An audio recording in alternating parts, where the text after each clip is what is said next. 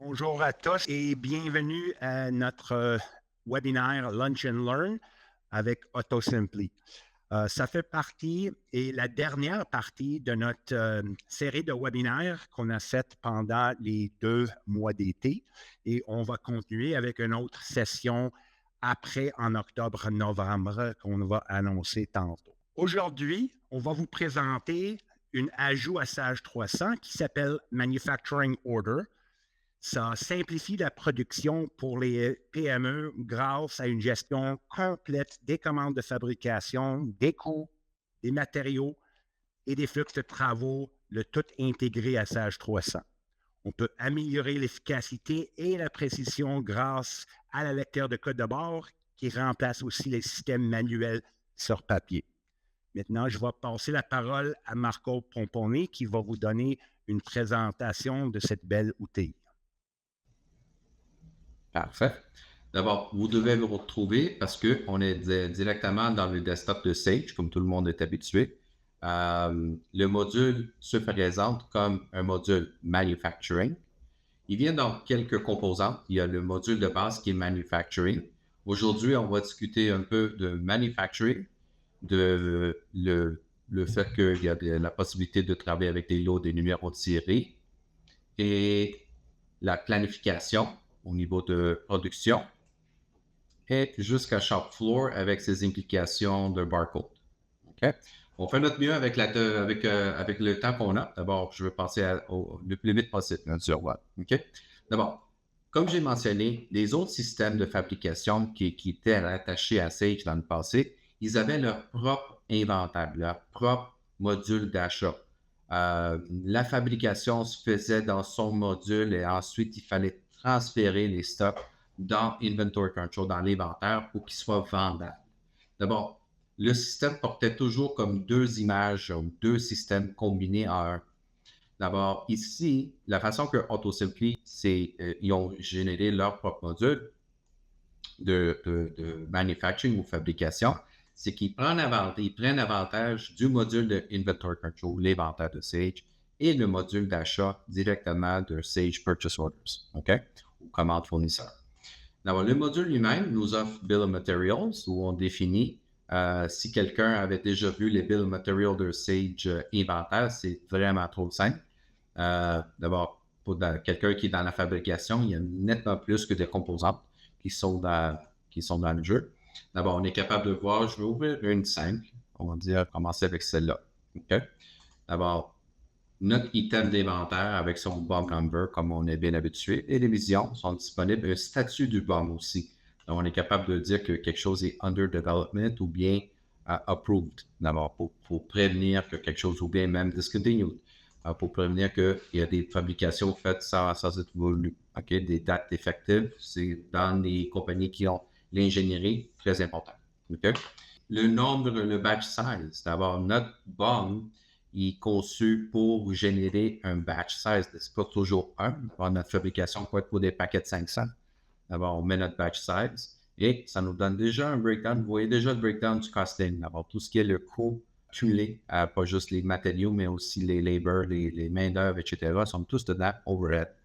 D'abord, les composantes, comme on est bien habitué, c'est ce qu'on est habitué de dire, ben, pour faire X produit, ça prend telle composante en telle quantité, comme qu'on est bien habitué. Ce qu'ils ajoutent aussi, c'est des opérations pour faire du routing. Dans cet exemple ici, j'ai qu'une opération, mais il faut voir les opérations un peu comme les étapes. Alors, si on a une assemblée qui a 4 étapes, on peut en définir 4 étapes et associer les composantes à leur étape de consommation. Ça facilite la vie quand on fait la cueillette par étape, la consommation par étape. Des fois, ça ne se passe pas dans une journée. D'abord, c'est bien de dire qu'on peut avoir un routing, un timing. On peut dire qu'on va faire la cueillette pour l'opération 100. 2 jours plus tard, la cueillette pour l'opération 200 et produire notre produit tranquillement et pas juste une shot à la fin. Le bill de matériel devient, en passant, il y a beaucoup plus des versions, des documents rattachés, c'est beaucoup plus structuré, des instructions, etc. Même un coproduit qui pourrait être produit à le restant d'une coupure métal devient un autre produit, c'est pas nécessairement scrap des fois. On peut même dire qu'il y a des coproduits qui se produisent. Une fois qu'on a un bill de matériel, on est capable de voir dans la première page son coût calculé. Je vais prendre un autre exemple qui est un peu plus. Est-ce que c'est pas lui? Ah, c'est un exemple. OK, parfait. D'abord, lui, on a calculé le coût. D'abord, il ramasse le coût de l'inventaire directement. D'abord, les direct material costs, c'est le coût de l'inventaire des composantes. S'il y a une composante comme SF, c'est semi-finish, lui a son propre bill de matériel. D'abord, c'est le coût rassemblé, incluant la main-d'œuvre qui s'accumule et nous donne l'heure juste de qu'est-ce qui est vraiment les matériaux, qu'est-ce qui est, si on déclare des articles packaging, on est capable de faire la distinction entre les deux. Ensuite, les main-d'œuvre de setup, la main-d'œuvre directe, overhead, ça on connaît c'est quoi overhead, et s'il y a des sous-traitants. Alors, dans nos exemples aujourd'hui, on va passer à travers quelques exemples.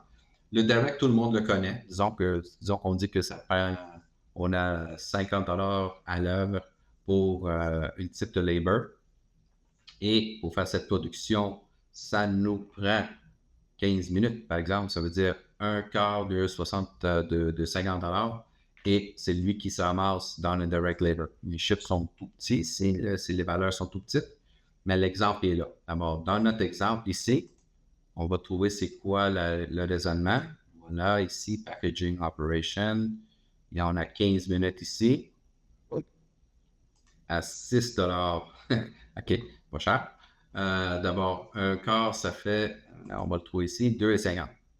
Ça fait la différence. Puis, on est capable de faire la distinction entre runtime, setup time, cleanup time et wait time.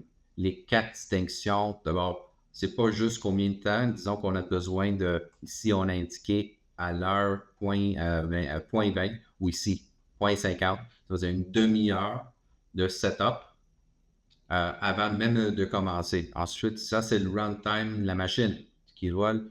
Ça, c'est si on a si on a fait du clean-up à la fin, du ménage. Alors, on est vraiment capable de faire la distinction entre tous les types de temps pour accumuler vraiment le temps total du coup et les associer à des composantes. Alors, j'en ai besoin de 10 ici parce que j'en fais un batch size de 10. Alors, les chiffres se multiplient selon les batch size. OK? De l'écran du BOM, on est capable de voir une exploded BOM, par exemple. On sait qu'ici, j'avais un semi-finish. D'abord, d'ici, je même déjà lui un semi-finish en plus. D'abord, on voit vraiment un exemple de tous les articles qui sont impliqués, les raw materials et les composantes requis à chaque niveau. Il y a la possibilité de les imprimer aussi en passant, mais ici, c'est juste un petit survol. Les costings qui sont faits là-dedans sont visibles aussi au niveau de les définitions.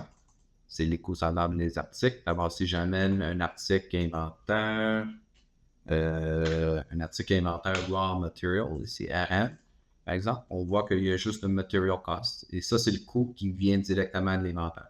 Okay? Vous voyez qu'il n'y a pas d'autre packaging cost que raw material. Mais si je vais chercher un item semi-finish, exemple lui, ben lui, il risque d'avoir, lui peut-être non. Voilà un exemple. Semi-finish qui implique aussi du temps. Setup cost et labor cost. Lui, ça vient de son bas. D'abord, le 5,50, c'est les composantes du semi-finish et ça cumule aussi le temps de son bas pour me donner le 5,65. Si je monte jusqu'à mon finish product, je vais prendre, je sais pas, lui, par exemple, vous voyez que voilà, lui, c'est le cumul de toutes les composantes inventaires. C'est le cumul de tous les articles qui sont packaging. C'est le cumul de tout le temps et le temps pour donner le 35. D'abord, c'est vraiment cumulatif jusqu'au top pour les définitions de bombes. Ensuite, une fois que les bombes sont générées, on passe aux transactions. Avant les transactions, ce qu'on vit un peu dans l'inventaire de Sage, c'est assembly, on bâtit notre bill de matériel très simple, puis assembly, on fait tout simplement dire que j'ai assemblé X quantité. C'est du passé. C'est enregistrer ce qui est déjà fait. Fini. Il n'y a aucune façon dans Inventory Control de faire le suivi des travaux en cours, des manufacturing orders, des commandes de production. Ça n'existe pas dans l'inventaire. D'abord, en ayant le BOM de manufacturing, la prochaine étape, c'est de générer des manufacturing orders. Ça, c'est les commandes de production. Un peu comme les commandes de vente qu'on doit faire des livraisons. Les commandes de fabrication, on doit les fabriquer. D'abord, ici, si j'ouvre un MO, par exemple, on va prendre un Gear Release, n'importe lequel. D'abord, dans ce MO ici, on a demandé pour le FG1, on a demandé d'en faire 25 et on a mis le statut Release. D'abord, on a même des statuts dans la fabrication. Release, ça nous donne la possibilité de faire de la cueillette et de faire de l'assembly. Okay? L'écran du MO nous donne aussi où ce qu'on est rendu. On a demandé 25, il n'y a rien fait encore. Donc, c'est zéro quantity produced. Pendant la production, si on le fait un peu à la fois, on peut voir le suivi là-dedans. Il y a des rapports qui vont avec aussi. À part de ça, on a des dates en masse. On a la date de la commande, la date qui est due. Si on veut mettre une date de planification, une planification end date et aussi les actuels, sont tous des dates qui sont disponibles. C'est pas requis, mais c'est de l'info que des fois, on veut faire des suivis. On a des planners aussi, on peut identifier qui est en charge. D'abord, on identifie qui est en charge des productions. Si on a multiples usines, multiples types de production, ça devient très utile. Et ensuite, en disant que j'en ai besoin 25, sur ce BOM, ce qu'il fait, il prend le BOM, il multiplie les quantités. D'abord ici, j'en ai besoin 25. Dans ce BOM, très simple, j'avais besoin d'un semi-finish dans son BOM, un packaging, et un autre packaging 2.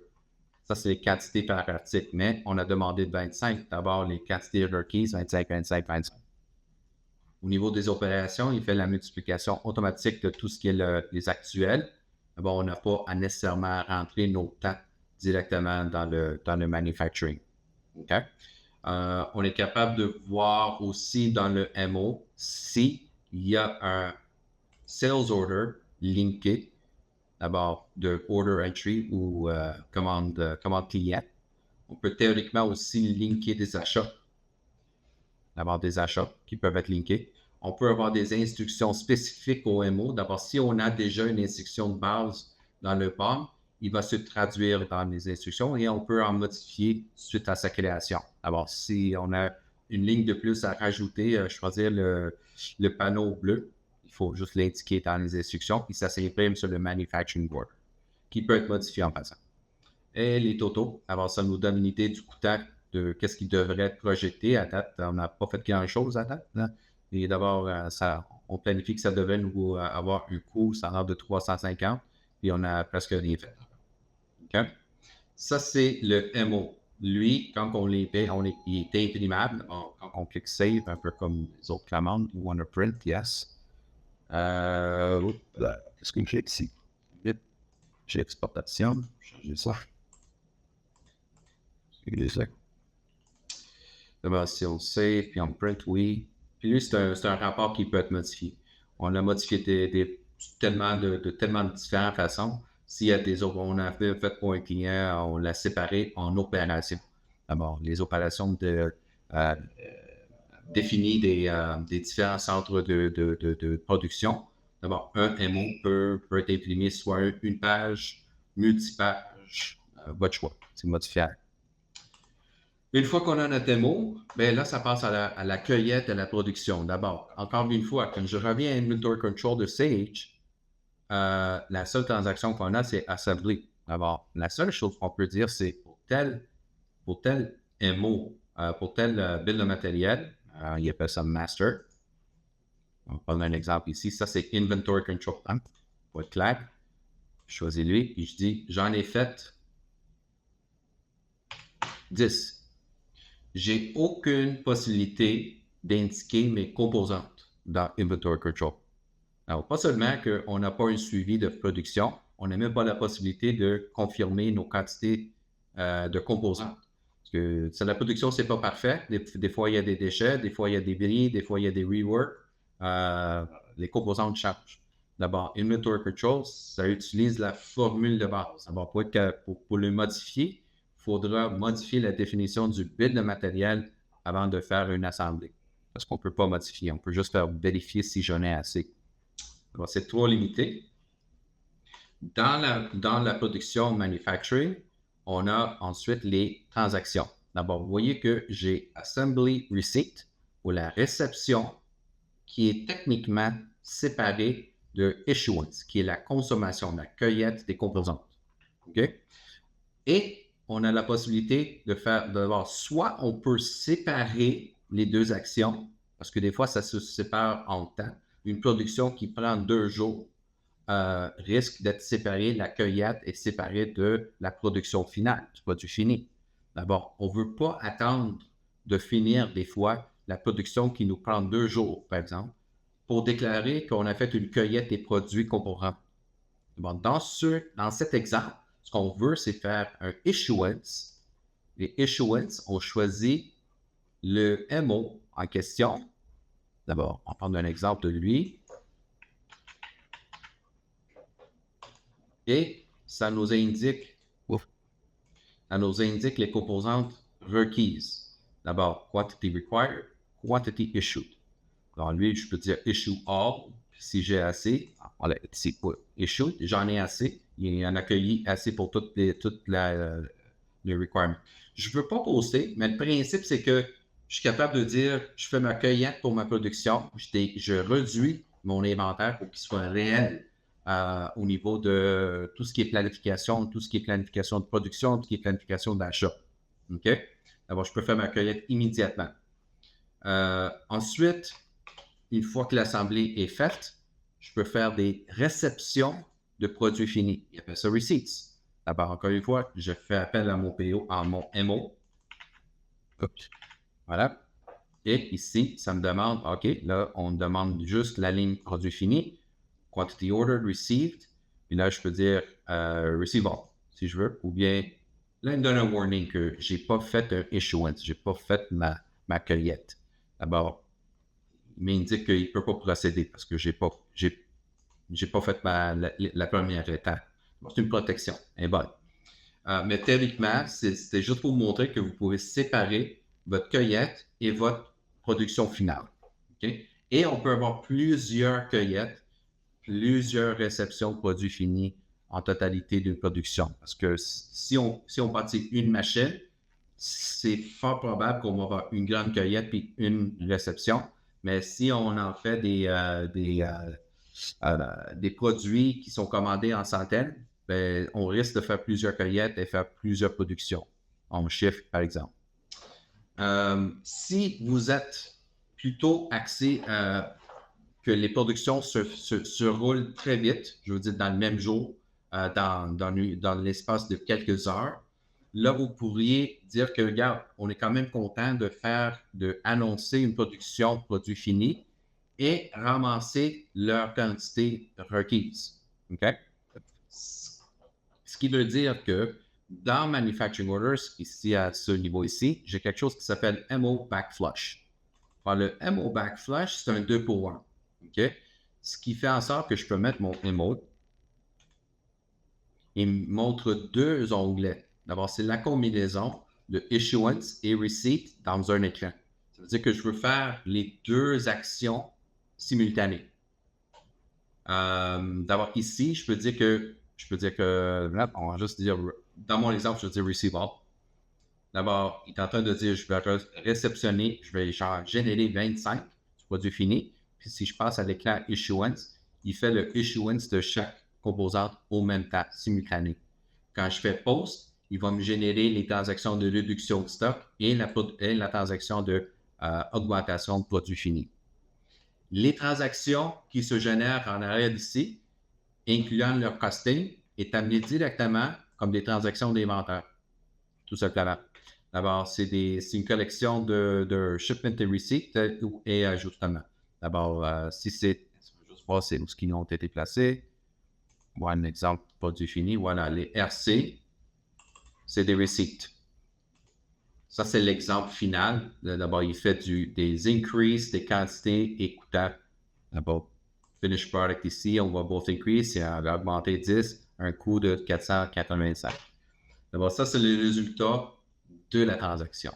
OK? Ça, c'est le receipt et une autre transaction IS pour issuance. Non, elle n'est pas ici. Le issuance, ça devient un IC shipment. Alors, on va trouver une. Voilà. Un issuance, ça, c'est les shipments, c'est des réductions, puis ils assument les quantités, le coûtant qui est dans le système automatiquement. Bon, ça, c'est les résultats de la production. Ensuite, je me vire plus vers les questions de comment est-ce qu'on peut en générer, comment est-ce qu'on peut accélérer notre travail. Dans cet exemple-là, je veux vous montrer un exemple ici. Généralement, il y a deux types de production, centres de production. Soit on produit pour stocker ou on produit à la commande, made to order. OK? D'abord, pour le made to order, généralement, on aura une commande client. C'est la commande client qui devient le trigger pour la génération de produits finis. D'abord, si je m'en vais vers un quote qui c'est un order, disons que j'ai ce order ici, j'en ai commandé tel produit. OK? D'abord, le produit, j'en ai commandé 15. D'abord, on peut dire, si on connaît notre item, on peut directement aller dans Manufacturing. On peut avoir des rapports, ça qui nous indique je vais vous montrer tantôt dans la planif, comment est-ce que c'est très évident qu'on a besoin de ça. Mais disons que je veux générer ma fabrication selon ma commande client. D'abord, dans Manufacturing Orders, j'ai Create MO from OE. D'abord, OE Order Entry. Je mets soit par article, soit par commande. À mon exemple, j'ai une commande. Disons que c'est vraiment qu'on fait du produit spécialité. On peut mettre ça. Ça m'offre mon item. Mon SO number est linké. Il est en train de suggérer 15. D'abord, si je clique Create MO, il génère mon MO. J'ai la possibilité de dire yes, no, yes, no, yes, no. Puis je dis create MO, puis il peut en créer plusieurs. Un peu plusieurs. OK?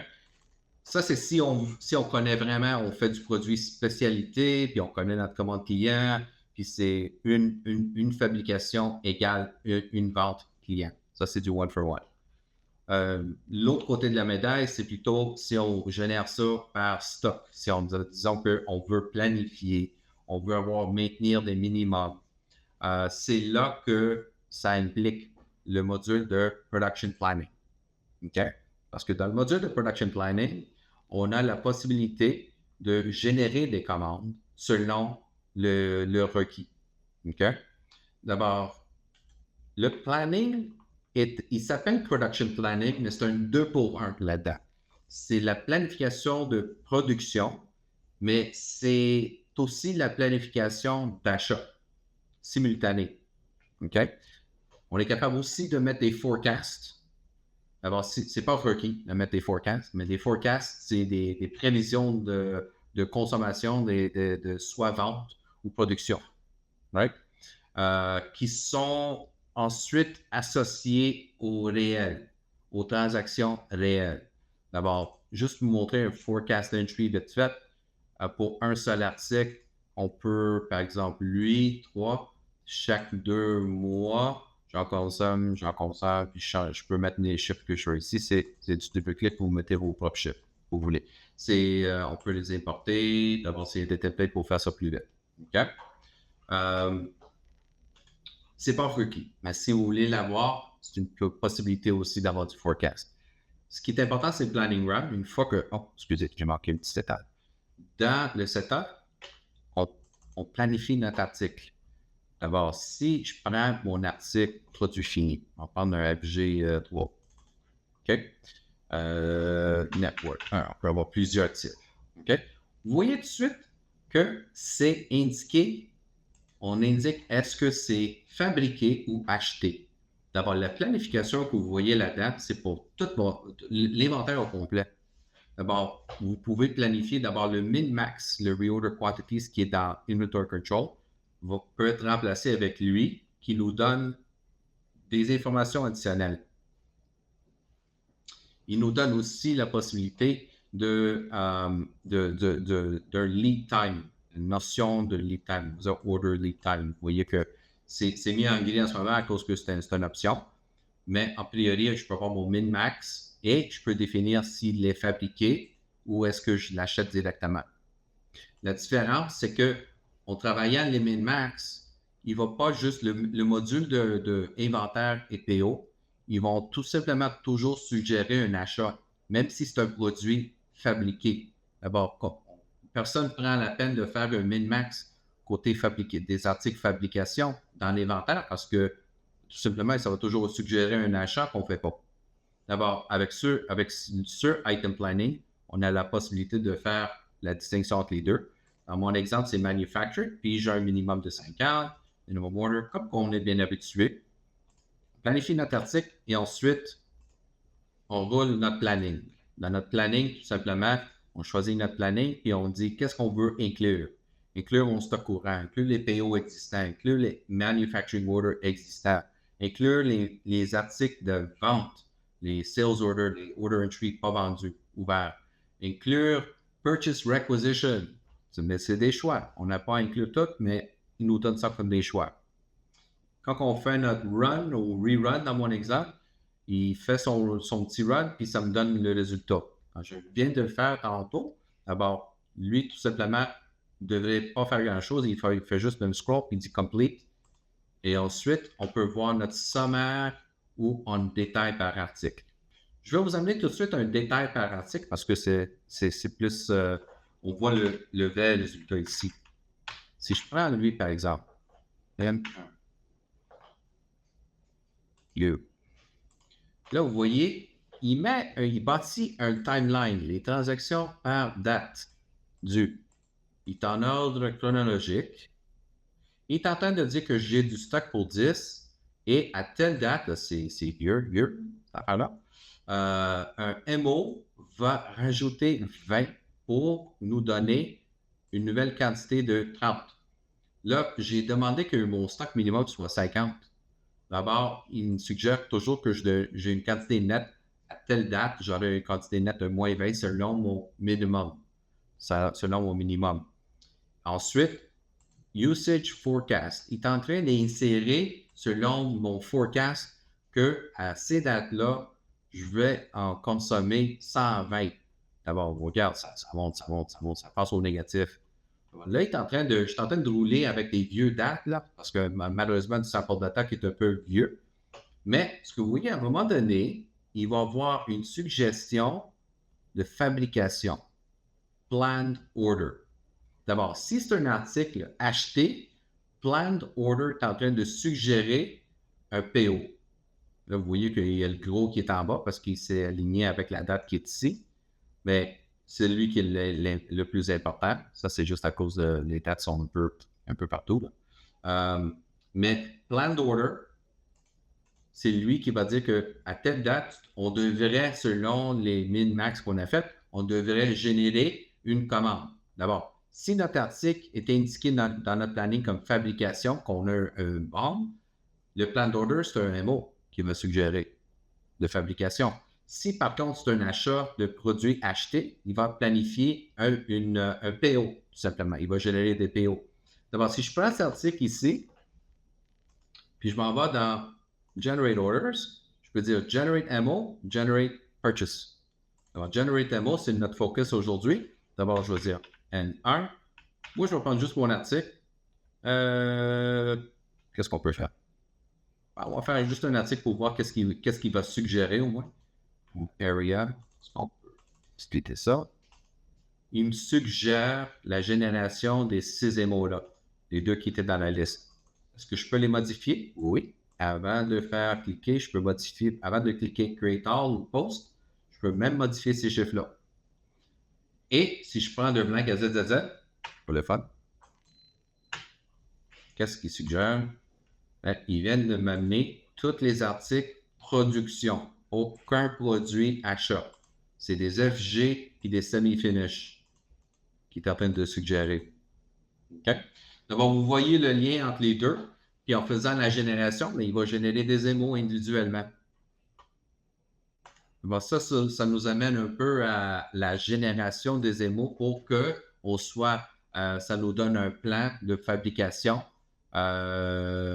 et ensuite, on complète nos transactions avec soit des MO backflush ou des réceptions issuance indirectement, séparément. On a aussi la notion de return au cas où on a accueilli quelque chose qu'on n'a plus besoin, qu'on peut le remettre. Et les transferts, c'est plutôt avec les transferts. Si on a multi-usines, puis on veut transférer carrément une production MO vers une autre usine pour que ça soit bâti dans une autre usine sans tout défaire. Okay?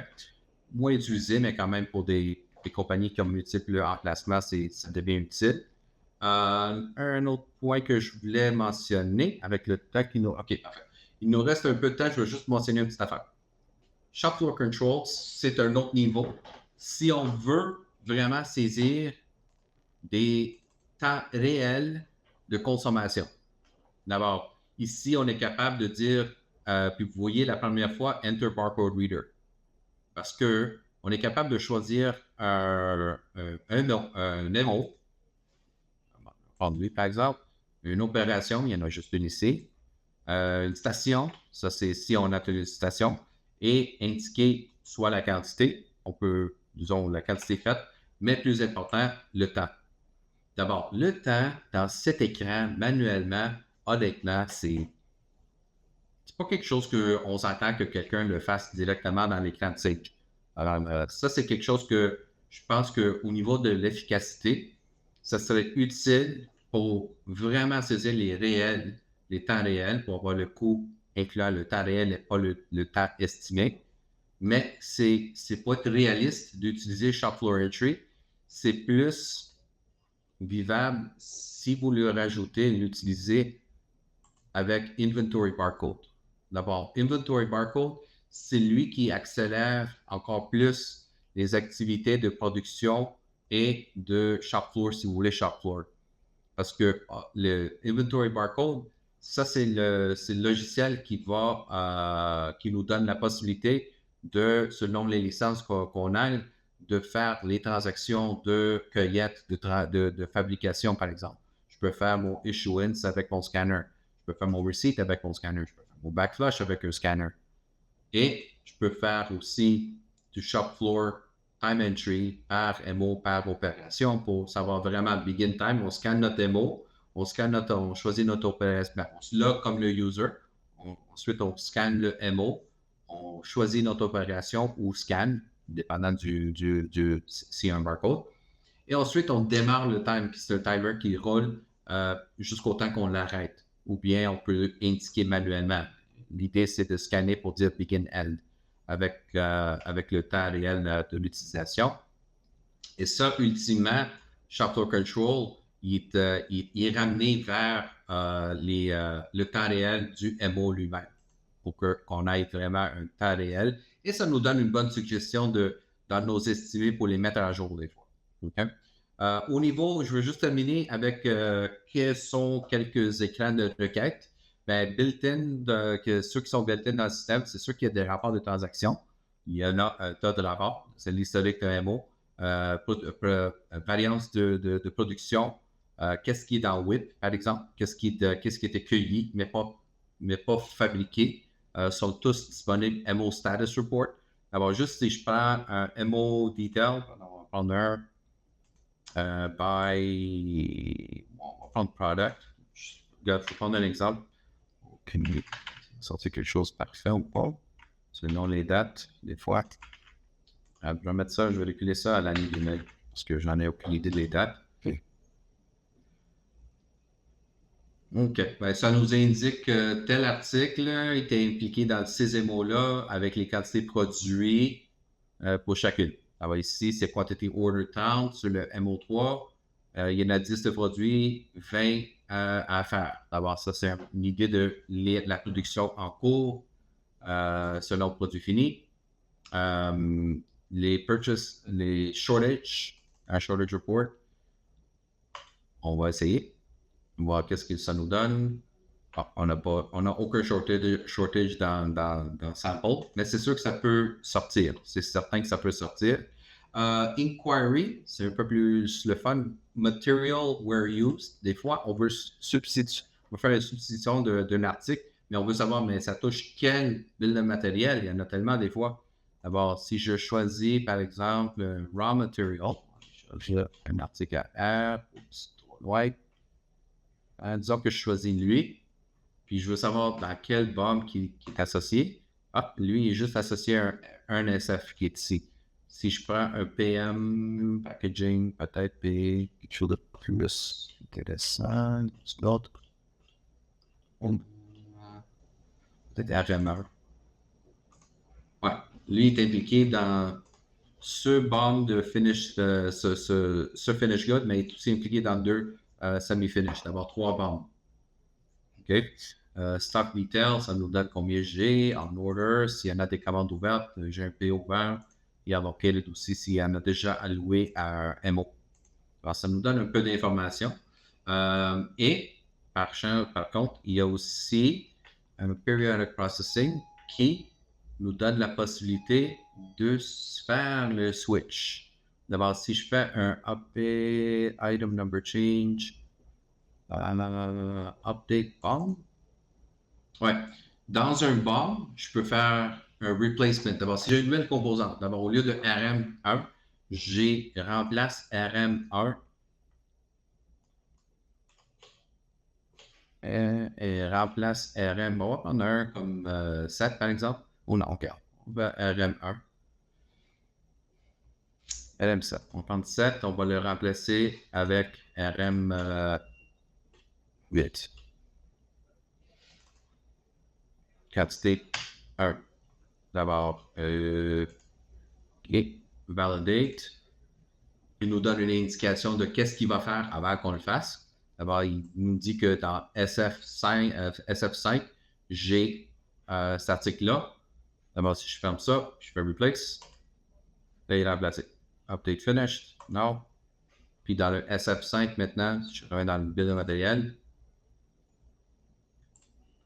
SF5, composante, j'ai le 8 maintenant. J'ai les 2 fois, mais ils viennent faire le remplacement. D'abord, quand on a plusieurs articles, ça nous sauve un paquet de temps. La dernière chose, puis je complète, c'est si on veut avoir même plus d'informations, et vous avez par chance Info Explorer, c'est un outil idéal pour même partir d'autres requêtes. Un exemple de quelques requêtes qui existent déjà.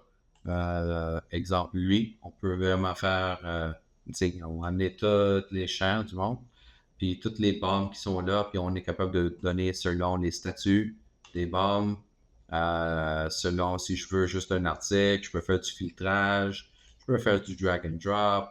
Si je veux un MO number impliqué, je l'amène ici. Le parent, MO number, là je vois que ça se split en 2 MO, 3 MO. Si je veux savoir la référence, des fois, qui est associée, tous les champs possibles, incluant jusqu'aux achats et jusqu'au PO. D'abord, je sais que ça fait le tour avec notre temps. D'abord, j'espère que ça a répondu quelques questions et je repense à la reine. Merci beaucoup, Marco, pour une super belle présentation.